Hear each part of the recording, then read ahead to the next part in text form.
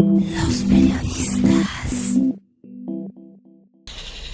Este jueves, Manuel, los diarios nacionales y el Reforma principalmente le dan un énfasis tremendo al descubrimiento de un testamento que se registra en el archivo de notarías en Veracruz de un señor de apellido Mansur, que curiosamente era el secretario del gobernador Duarte y al que días antes le encontraron varias propiedades en el estado de Texas, en los Estados Unidos, más algunas otras cosas que ya le habían encontrado antes, como algunas empresas.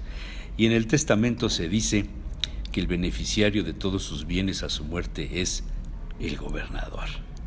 Y con esto es la puntilla que se necesitaba para demostrar la corrupción que ha gobernado en ese y en otros estados, porque hay 4 gobernadores en capilla por el momento, por lo menos del PRI, y no sabemos si vayan a salir gobernadores de otros partidos políticos también, dentro de esta especie de, no sé cómo llamarle, pero el sistema, el PRI, el equipo de Peña está haciendo una introspección, está haciendo un mea culpa, y está buscando a los culpables para salvar la cabeza presidencial de la sucesión. ¿Cómo ves?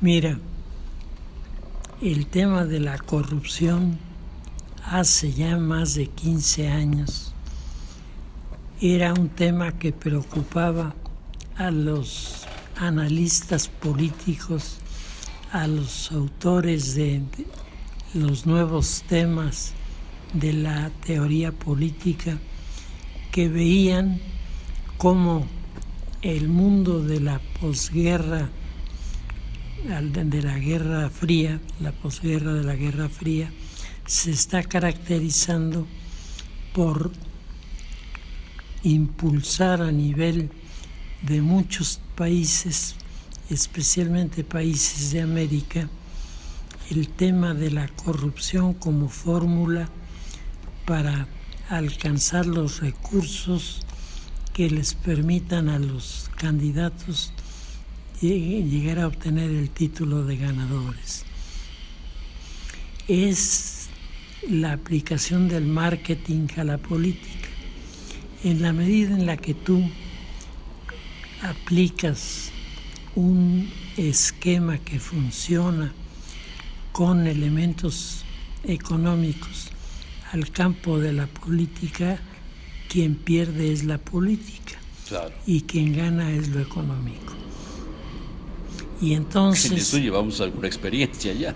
Y entonces la larga historia que tiene este país, desafortunadamente, ya para 1847, como tú sabes, las últimas investigaciones están sacando a la luz la información del desastre económico que tenía el país, que fue la causa número 1 del desorden militar y de la derrota del ejército mexicano, que tenía en aquel momento oportunidades como nunca antes de haber acabado con el invasor y haber establecido de una vez por todas la línea divisoria y el poder autónomo y soberano basado en sus cuerpos militares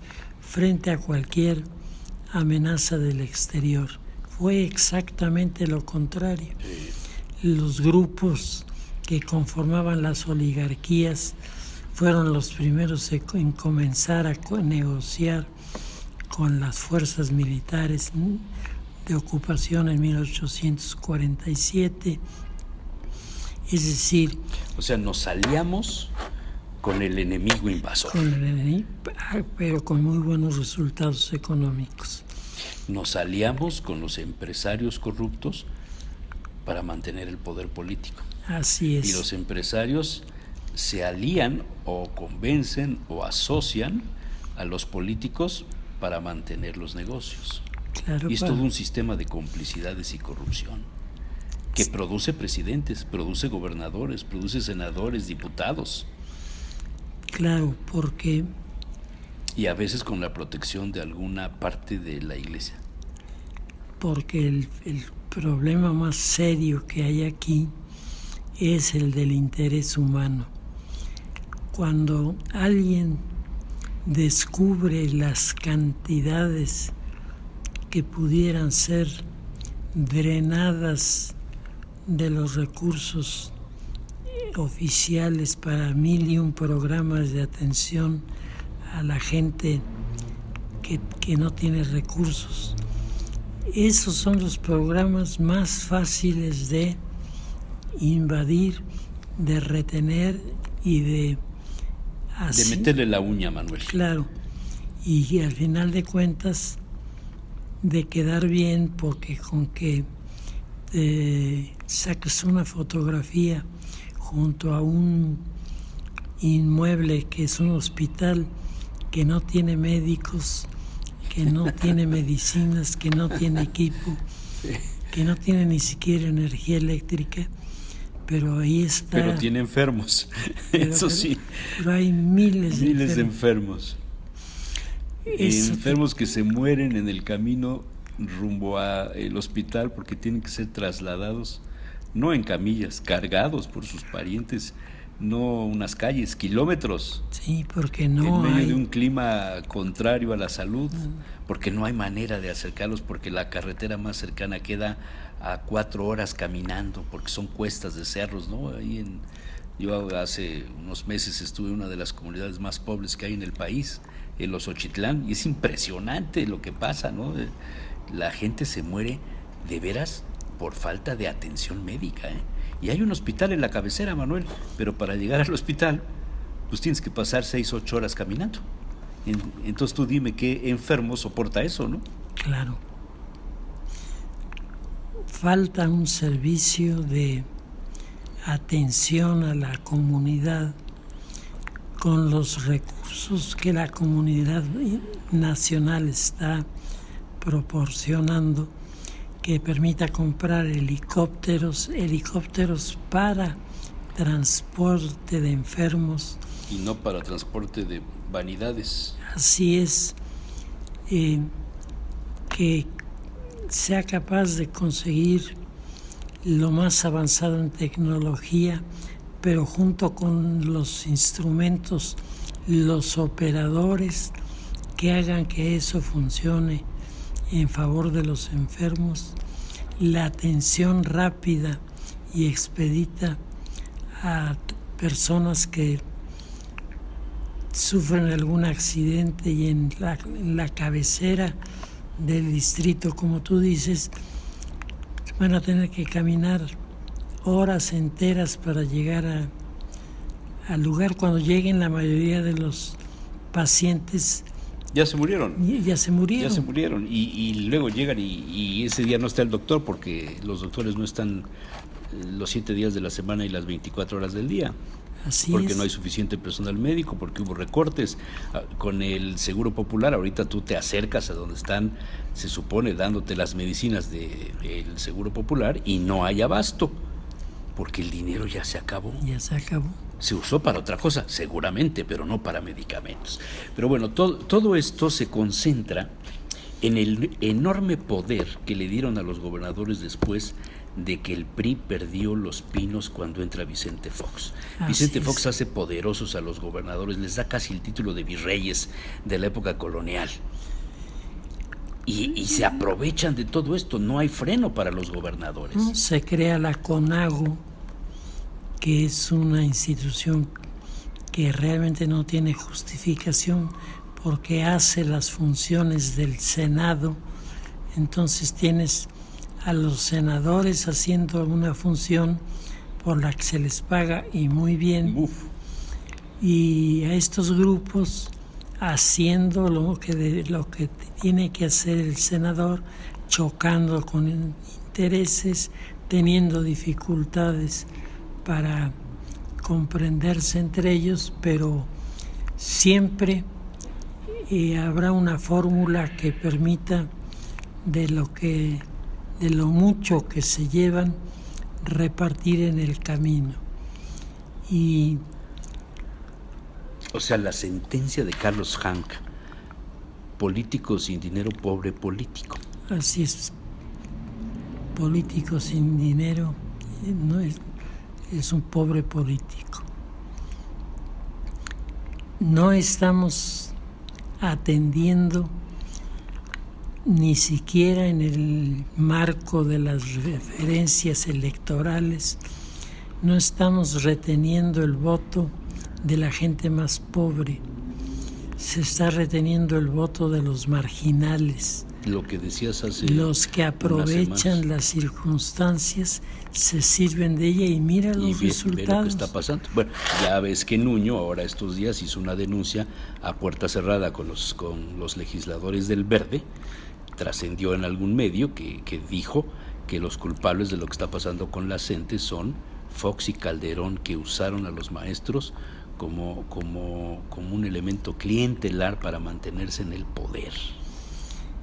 Pues sí, estaba en auge la maestra, y los personajes que parecen, algunos de ellos sacados de las novelas de Emilio Solá, resultan ser gobernadores que se pasan la mayoría del tiempo fuera del Estado, en misiones, entre comillas, de promoción de acuerdos de los que nunca dan un informe. Es posible que hayan llegado a cosas muy significativas, pero eso ni está escrito, ni está reportado, ni está evaluado como para decir, oye, haz otro viaje porque te salió bien.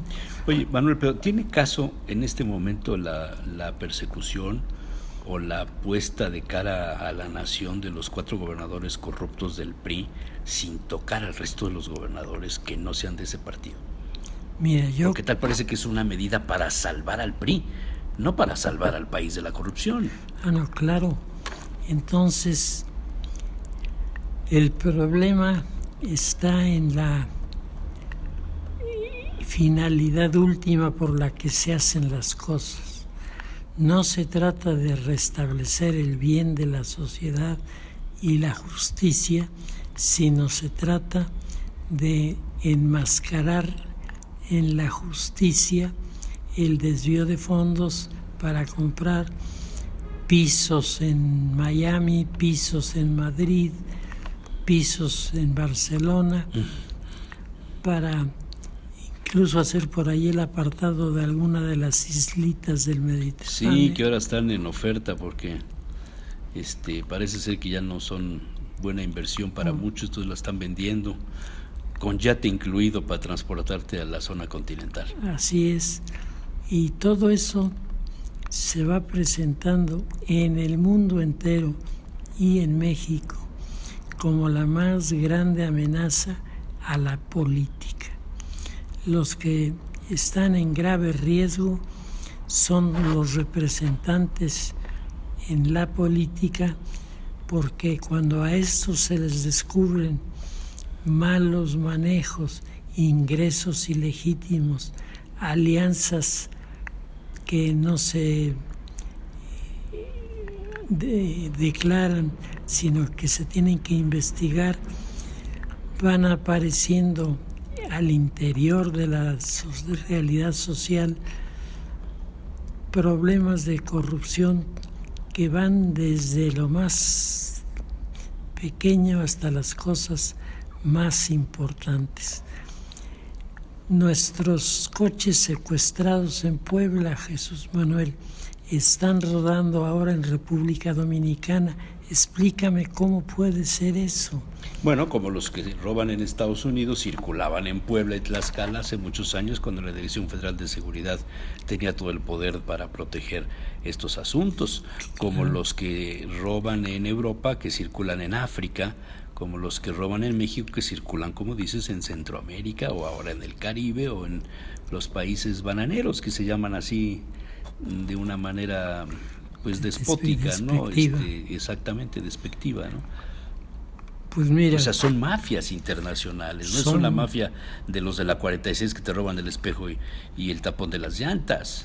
Esto No, es eso una es organización totalmente bien equipada con logística, con transportes marítimos, etcétera, para poder maniobrar con todo esto. Sí, mira, es una mafia que se arriesga al intento de ordeña de los ductos de gasolina en este país, y como tú sabes, drenan una cantidad de litros impresionante, que la pregunta inmediata que aparece, Jesús Manuel, es ¿y dónde los venden? ¿Dónde? Porque a ti te pueden vender medio litro de gasolina. ¿Cuánto te consumes? Sí, o sea, vas a ir ahí a arriesgarte ahí a un jacal en Tepeaca, en Amozoc, para comprar un tanque de gasolina. Pues digo, es tonto, ¿no? Pero para el transportista, para el agricultor, claro, o para llevártelo a donde van los coches robados. Claro, todo eso es bueno para la corrupción y malo para el país. Y el problema central sigue siendo la figura del presidente, Jesús Manuel. Lo que decías la semana pasada, ¿quién está gobernando? ¿Quién gobierna este país? Porque la corrupción, según parece.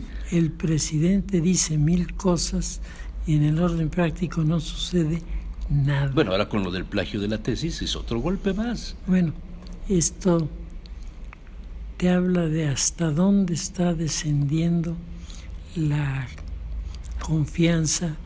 Andamos en el 12% de la figura presidencial, y cómo se piensa, cómo se puede tener la idea de que para el 18 esto va a cambiar y la figura presidencial aparecerá como la figura capaz de resolver toda la problemática.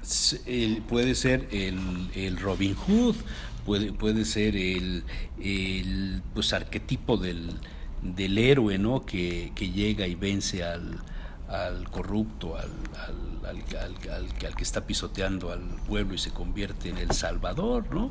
Así es. Y eso es lo que parece ser la bandera que le dieron al señor Ochoa Reza. Parece ser la bandera de todos aquellos que quieren y de López Obrador, que ya ofreció la amnistía. ¿Cómo ves? No, verdaderamente increíble. Yo, sin embargo... Creo que crece Margarita con esto, ¿no? Sí, bastante. Y no crece Andrés Manuel, fíjate. No, yo creo que se estancó con esa declaración. A mí me parece, ¿no?, que Andrés Manuel se precipitó al haber hecho su declaración de solidaridad con la coordinadora. Primero, que luego se desligó un poco. Y luego toda la serie de acercamientos que ha tenido, pero que no define. Entonces, en la medida en la que no define, que es lo que el presidente le falta hacer, la figura de López Obrador se desdibuja un poco frente a otros dirigentes de las líneas sociales que comienzan a aparecer exigiendo, reprobando, denunciando los excesos y los abusos en la economía. Si hace 16, 17 años, en la sucesión de Zedillo, Francisco Labastida tenía escasas posibilidades de ganar y Fox le arrebató de alguna manera el triunfo a la corriente de la izquierda, con sus pronunciamientos, con sus frases, con su hoy y todas estas cosas, había todavía como que una incredulidad respecto a una incertidumbre de decir ganará el PRI, ganará el PAN, el PRI perderá Los Pinos. No lo pensabas totalmente. En la sucesión de Fox con Calderón dabas por hecho que Calderón ganaba. En la sucesión de Calderón-Peña había posibilidades de que ganara Josefina, pero la traicionaron, ¿no? Y hay una serie de documentos interesantísimos sobre el tema. Pero en este momento, todo el mundo está seguro que el PRI no va a ganar. Así es. Entonces hay dos cartas, hay dos opciones.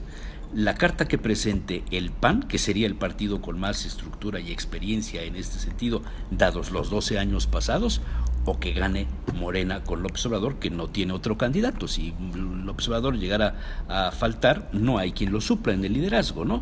Entonces se transformaría, se cambiaría, se tendría que hacer algo más con ese partido político. Pero no hay otra carta más. Sí, estamos llegando a lo que en política se llama situaciones límite. Es decir, has llegado hasta aquí, pero para que continúes necesitas llevar a cabo toda una serie de acciones, por ejemplo, para los corruptos, que les permitan con impunidad cometer todo tipo de saqueos de los recursos naturales, para que en ese momento se tenga garantizado que la elección Va a estar controlada por la corrupción. va a estar controlada por la corrupción. ¿Y eso dónde nos lleva? A prolongar la agonía, Manuel. Así es. Como cuando tienes un hombre en estado vegetativo y estás robando para mantenerlo vivo cuando sabes que ya no está consciente y no hay manera médica, científica, conocida. Estás esperando un milagro, que en este caso no creo que estén esperando el milagro. No, claro que Están no. viendo la oportunidad de saquear más a la nación. Así es. La corrupción. Es el gran problema. Enemigo de la democracia y enemigo de la política, ¿no? El más grande enemigo de la democracia. Está bien. Pues ahí la dejamos, Manuel. Muy Muchas bien. gracias. Los periodistas.